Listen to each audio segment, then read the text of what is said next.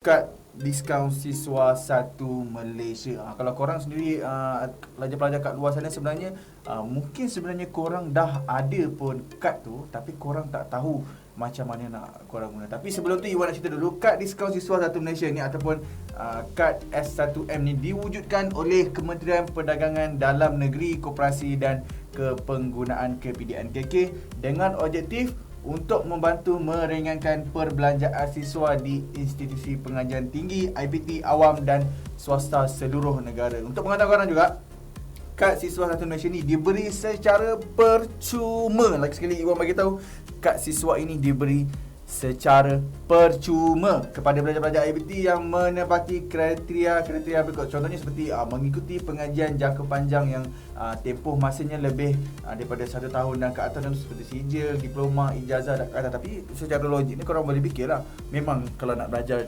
paling busuk pun orang kata macam diploma ke sijil ke mesti lebih daripada setahun kan. So korang mesti akan dapat.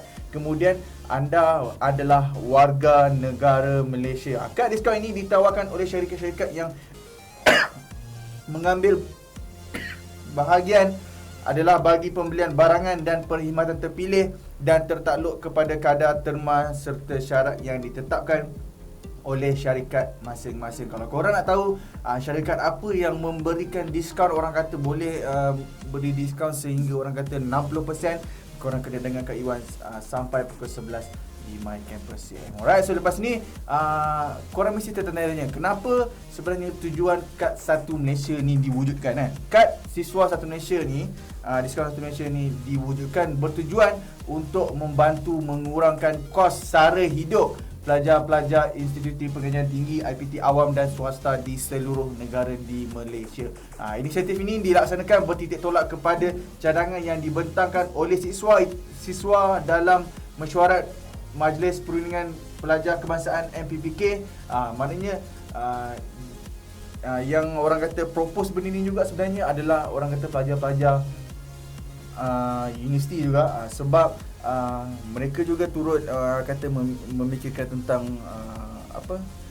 kebajikan student sebenarnya. Dan ia telah dibentangkan pada 21 November 2011 dan melalui kad diskaun satu Malaysia ni, para pelajar akan mendapat diskaun bagi pembelian barangan dan perkhidmatan terpilih tertakluk kepada syarat-syarat yang ditetapkan oleh syarikat-syarikat yang mengambil bahagian. Dan korang mesti tertanya siapa sebenarnya yang layak mendapat kad diskaun siswa satu Malaysia ni.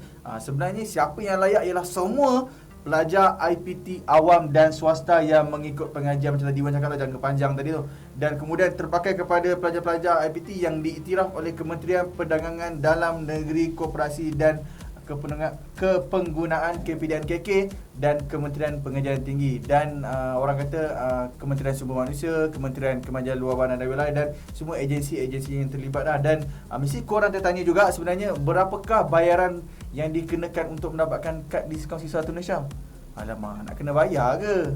Sebenarnya kad diskaun siswa satu Malaysia ni diberi secara percuma. Macam tadi Wan cakap lah, kepada semua pelajar-pelajar IPT ke IPTS ke yang ada di Malaysia ni.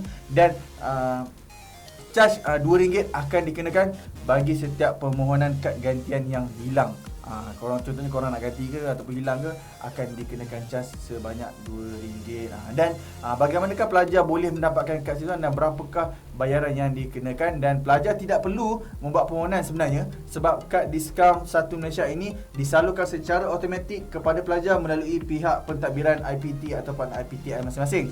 Contohnya kementerian ataupun agensi IPT berkaitan perlu mengemukakan maklumat pelajar yang lengkap kepada Bank Rakyat bagi membolehkan pelajar mendapat kad diskaun siswa satu Malaysia. Dan kad diskaun ini diberi secara percuma kepada semua pelajar IPT dan macam tadi lah Ibu cakap, dan akan dikenakan cas RM2 kalau hilang dan nak ganti kepada kad yang baru. Itu antara orang kata fakta-fakta yang perlu korang tahu, sebab boleh dikatakan sebenarnya pelajar dekat kampus ni tak sedar pun tentang kewujudan kad diskaun siswa satu Malaysia ni. Kalau korang betul-betul katalah tak dapat kan, korang boleh tanya dekat orang kata pihak pentadbiran universiti korang sendiri ataupun kampus korang sendiri tentang kad ni, adakah sebenarnya korang layak untuk dapat?